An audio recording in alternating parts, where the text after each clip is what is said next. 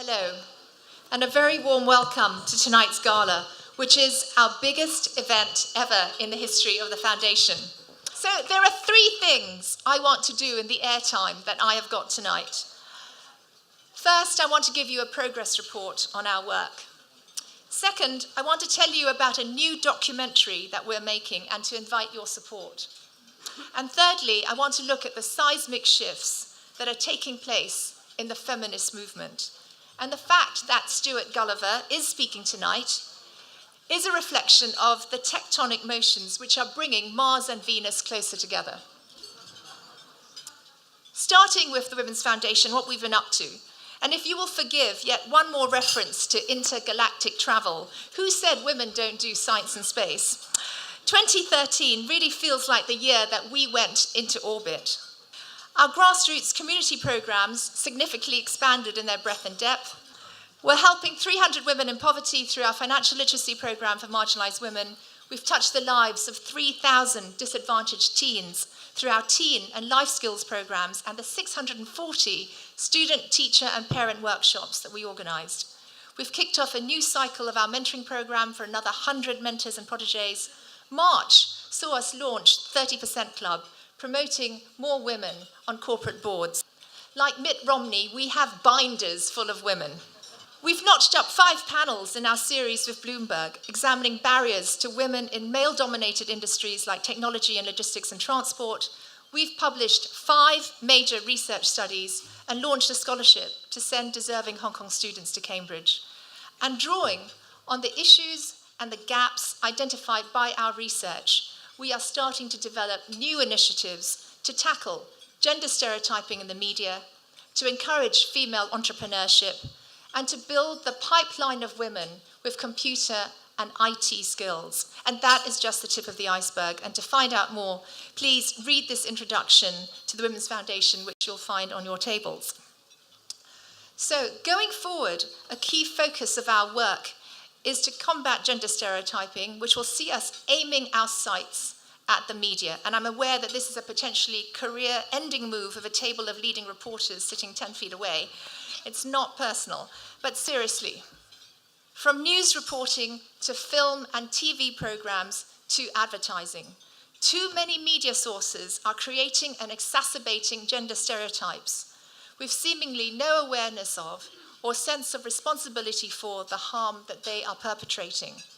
And that is why we are raising money tonight to make a documentary on the way Hong Kong's broadcast, print, and online media continue to stereotype and objectify women.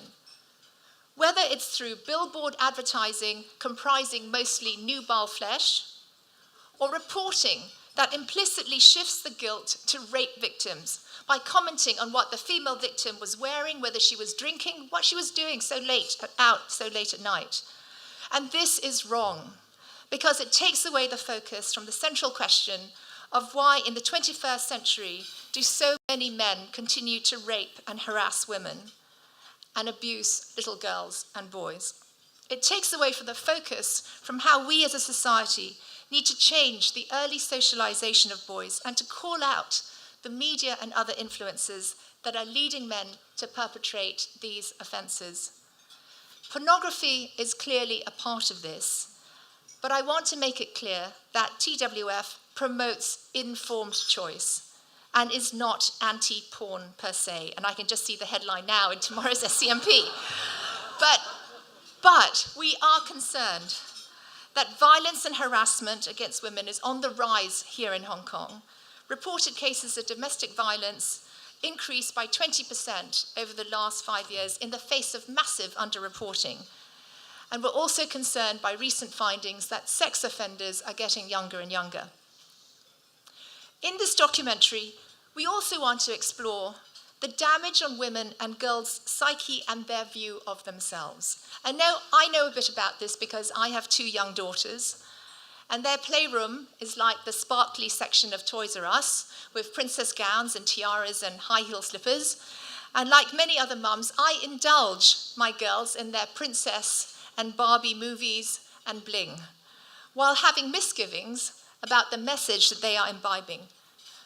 Who here knew that Barbie was modeled on a love doll? Blown up to real size, Barbie would have a 36-inch bust and an 18-inch waist. No wonder girls are starving themselves in record numbers. And it is shocking to think that 95% of anorexia victims are between the ages of 12 and 25. And the findings from our life skills program in 10 local schools last year are uncannily similar to US studies, which found that in early adolescence, the majority of girls become self-conscious and self-critical, leading to a loss of assertiveness, resilience, and optimism, and girls becoming less curious and less inclined to take risks. We want to explore the external factors that are contributing to this. Now, of course, not all media is bad. Both my daughters love, and in fact, they want to be Hermione in Harry Potter and Alex in Modern Family. As my 6-year-old Allegra says, they're the smart ones.